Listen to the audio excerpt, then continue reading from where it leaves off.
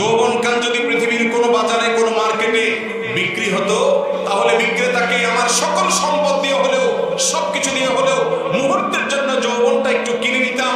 আপনি একটা মেয়েকে হেঁটে যেতে দেখে 3-4 বন্ধু মিলে বসে রসিয়ে রসিয়ে ওই মেয়ের দৈহিক গঠন নিয়ে আলাপ করছেন, সম্ভব হলে সে পাশ দিয়ে যাওয়ার সময় তাকে টিজ করছেন। 4-5 বন্ধু আছেন, গায়ের জোর আছে, যৌবনের পাগলামি, মাতলামি এবং উচ্ছলতা, এটাকে যেখানে সেখানে যেভাবে সেভাবে ব্যবহার করছেন। কোনো মনে করছেন অসুবিধা নেই, মনে রাখবেন কোন সালাম বলেছেন।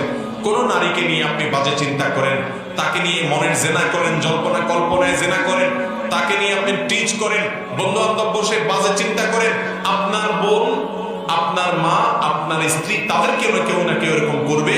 কারণ এই মেয়ে তিনি কারো না কারোর বোন, কারো না কারোর স্ত্রী হবে, কারো না কারোর মা হবে, কারো না কারো স্ত্রী বা কোনো একটা আপনার নিকটাত্মীয় হবে।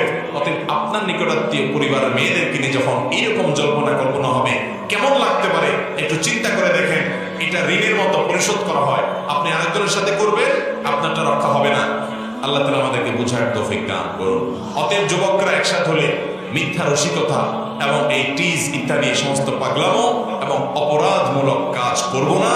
কারণ এই যৌবন সম্পর্কে আল্লাহ জিজ্ঞাসা করবেন, ওয়ান শাবাবিহি ফিমা আবলা, এই যৌবনকালকে কি কাজে তুমি ব্যয় করে আসছো বলো।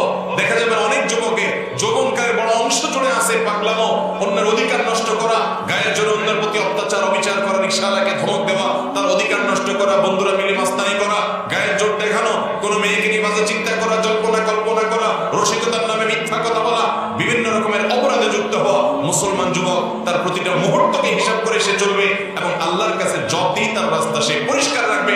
এই হবে সত্যিকারের বুদ্ধিমান যুবক। যৌবনকাল চিরকাল থাকবে না, একসময় বৃদ্ধ হবে। যৌবনকালের অপরাধের কথা বৃদ্ধ বয়সে মনে হবে, সেজদা গেলে মনে হবে, তখন নিজের কাছে খারাপ লাগবে। নিজের কাছে অপরাধ বোধ যখন জাগ্রত হবে, অপরাধ বোধের অদৃশ্য দাহনে চলতে থাকবে। এই জন্য যৌবনকালের এই সমস্ত পাগলামো, এই সমস্ত মাতলামো, এই সমস্ত উদ্ভট কর্মকাণ্ড, এই সমস্ত নোংরা কর্মকাণ্ড, ছোটলোকি কর্মকাণ্ড, অন্যায় অপরাধ পাপের কাজ করবো না ইনশাআল্লাহ। সবাই চেষ্টা করবো তো ইনশাআল্লাহ। আল্লাহ আমাদের যুবক ভাইদেরকে হেফাজত করুন। আমরা আমাদের যৌবনকে, এই যৌবন যিনি দিয়েছেন সে মালিককে নিবেদন করতে চায়, সে রবকে দিতে চায়।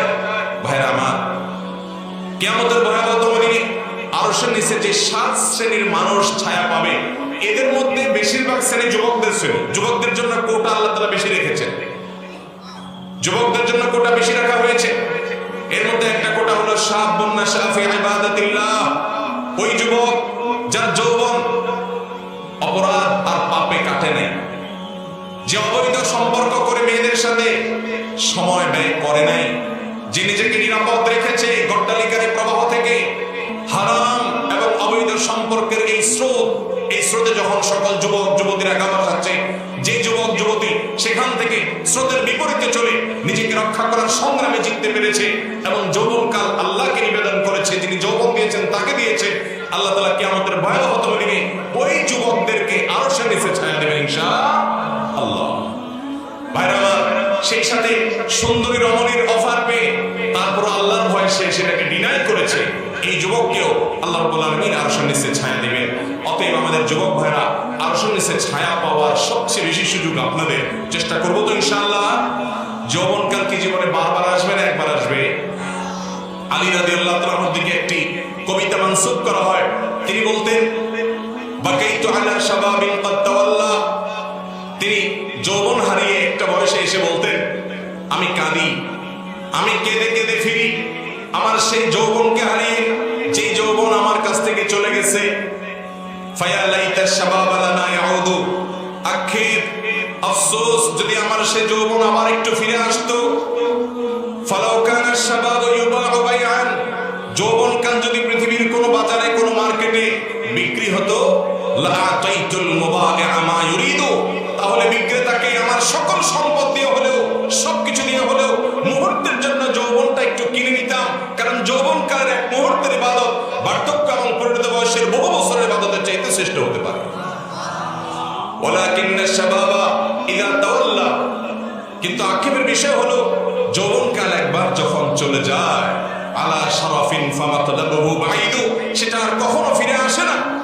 অতএব যুবক ভাইরা, যৌবনকালটাকে আমরা মাদকে, যৌতুকে, মাস্তানিতে, মানুষের অধিকার নষ্ট করাতে, গায়ের জোর দেখানোতে, মা বাবার অবাধ্য হওয়াতে, অবৈধ রিলেশন করাতে, আল্লাহর অবাধ্য হওয়ার পেছনে, মিথ্যা কথার পেছনে, বন্ধুদের পালায় পড়ে আমরা কোন রকম অন্যায় অশ্লীলতায় কাটাবো।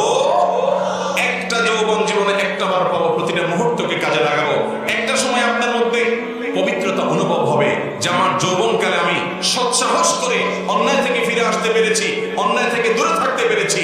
আল্লাহ তাআলা আমাদের যুবক ভাইদেরকে ফিতনার যে প্রবাহ চলছে, ফিতনার যে জোয়ার চলছে, ফিতনার